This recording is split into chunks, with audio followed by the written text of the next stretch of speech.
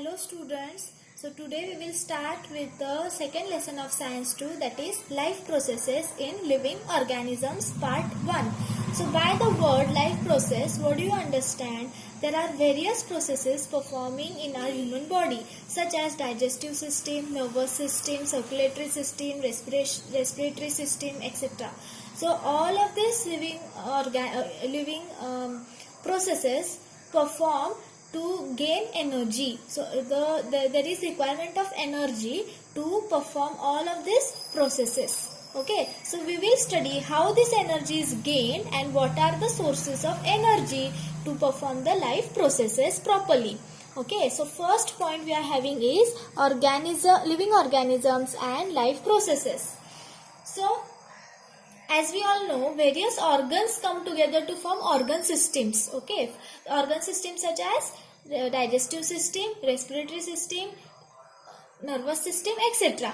So for the functioning of these systems, there is requirement of constant energy. So from where do we get this energy? We get the energy from carbohydrates, fats and proteins. These are the main sources of energy. Then carbohydrates we get from all the cereals. You all know cereals, wheat, jowar, bajra, these are the cereals. We get carbohydrates from cereals. Then we get fats from non-veg products such as meat, fish, egg.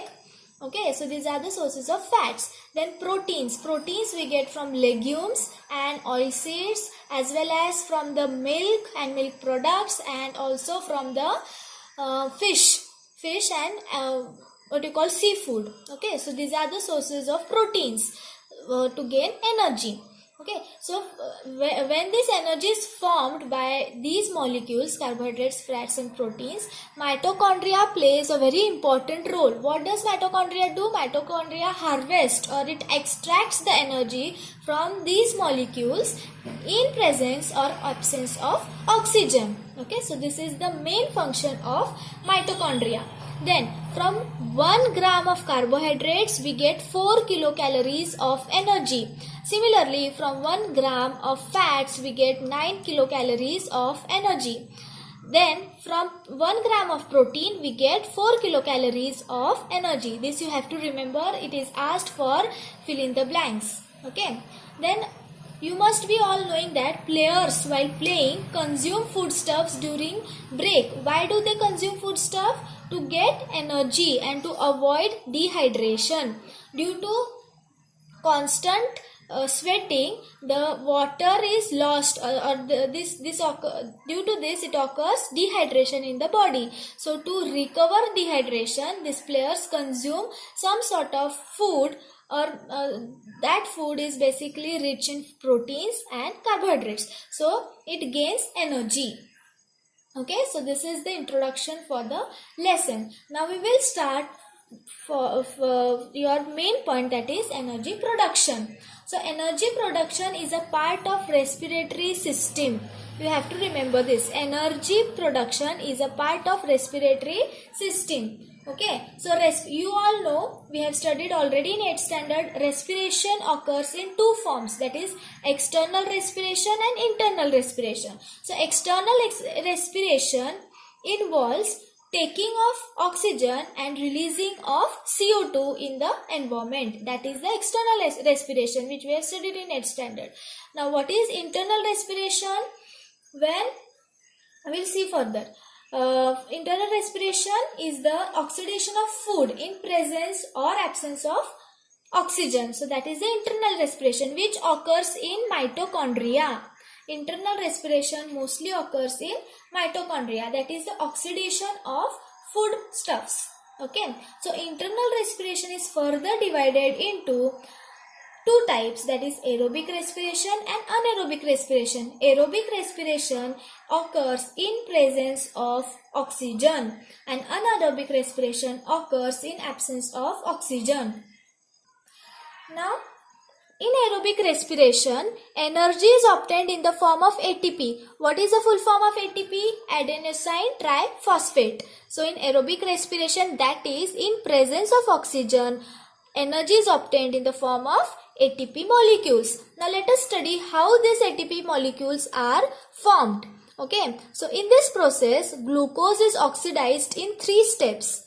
This we are studying about aerobic respiration, that is in presence of oxygen. In presence of oxygen, glucose molecule is oxidized in 3 steps. So let us study one by one which are those 3 steps. First step is glycolysis. So this glycolysis occurs in cytoplasm of cell. What is a cytoplasm? The cell which is surrounded by liquid substance or semi-liquid substance, that is called as cytoplasm. So glycolysis occurs in cytoplasm. Now in glycolysis, one molecule of glucose is oxidized to 2 pyruvic acid, 2 ATP, 2 NADH2 and 2 H2O, that is water. Okay, so one molecule of glucose is oxidized to 2 pyruvic acid, 2 ATP, 2 NADH2 and 2 H2O. Now pyruvic acid is the byproduct of glycolysis. This is very important, which we will be which is required in the next step. Okay, so pyruvic acid, ATP is again energy, that is adenosine triphosphate. NADH2 is an enzyme. Okay, so this is enzyme, that is nicotinamide dinucleotide. Okay, so this is enzyme, and H2 is water. So all of these products are obtained in twice form. Okay, so further this pyruvic acid is converted to acetyl coenzyme A, to NADH2 and to CO2. CO2 gas is liberated. So pyruvic acid which is formed by oxidation of glucose is further converted to acetyl coenzyme A, 2 NADH2 and 2 CO2 is released. Okay, acetyl coenzyme A is a coenzyme. Okay, coenzyme, you just remember, you don't have to go in deep what it is. Okay, so this is about the glycolysis. One molecule of glucose oxidized to 2 pyruvic acid. Further, pyruvic acid is converted to acetyl coenzyme A, NADH2 and to CO2. Okay, then the next step is TCA cycle.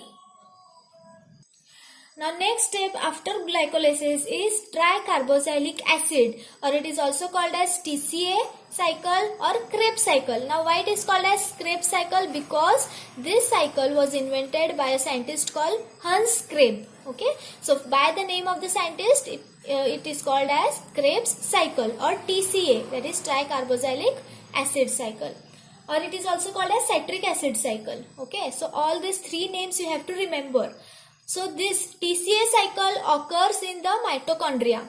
Now from cytoplasm, the acetyl coenzyme A, which is formed from pyruvic acid, enters to the mitochondria.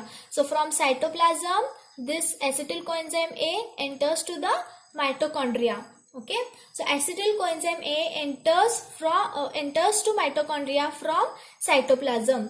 Okay, the acetyl part of acetyl coenzyme A is oxidized in a cyclic manner. Okay, so this Krebs cycle is a cyclic reaction. Okay, this reaction, there are 12 reactions taking place in the Krebs cycle. You don't have all of these 12 reactions, just you have to remember the reaction in the Krebs cycle is in a cyclic manner. Okay, so in a cyclic manner, acetyl part of acetyl coenzyme A is oxidized to CO2, H2O and energy. Now along with these products, NADH2 and FADH2 are also generated. What is the full form of NADH2? Nicotinamide dinucleotide and flavin adenine dinucleotide. These are the 2 enzymes. You have to remember, these are the 2 enzymes which are also generated. So acetyl coenzyme A gives H2O, CO2, FADH2, NADH2 in TCA cycle or Krebs cycle, which occurs in mitochondria. Then the third step in aerobic respiration is ETC, that is electron transfer chain or electron transport system. Okay, which occurs, this also occurs in mitochondria. ETC and ETC or ETS occurs in mitochondria. Now let us see what happens in this. The enzymes which are formed in TCA cycle, those are NADH2, FADH2 participates in this ETC cycle. Okay, so from NADH2 we get 3 ATP, from FADH2 we get 2 ATP. NADH2 we get 3 ATP, FADH2 we get 2 ATP. So this much is only taking place in the TCA cycle. Okay, now let us see what is this ATP, how this ATP molecule is comprised. Okay, so in ATP is adenosine triphosphate, ADP is adenosine diphosphate, tri and di. Means if one phosphate group from ATP is removed, we get ADP, which has lower energy as compared to the ATP. So this is the structure of ATP molecule, which has adenine part. This much is the adenine part. This is the ribose sugar, and these are the 3 phosphate groups. Okay. So when this ATP molecule is oxidized, what happens? The bond between the phosphate group is broken. This phosphate group bond is broken, and as a result you get this phosphate group separate, which we call it as inorganic phosphate. Okay, so while breaking this bond between 3 phosphate groups, energy is released. This energy is called as ADP. Okay, so when this occurs, when this reaction takes place, if we are starving, okay, suppose we have not eaten anything from morning or from afternoon, so what happens?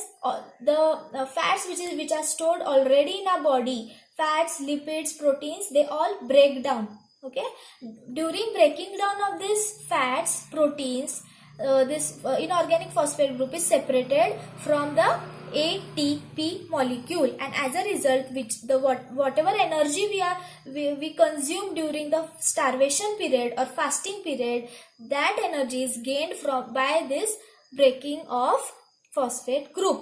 Okay,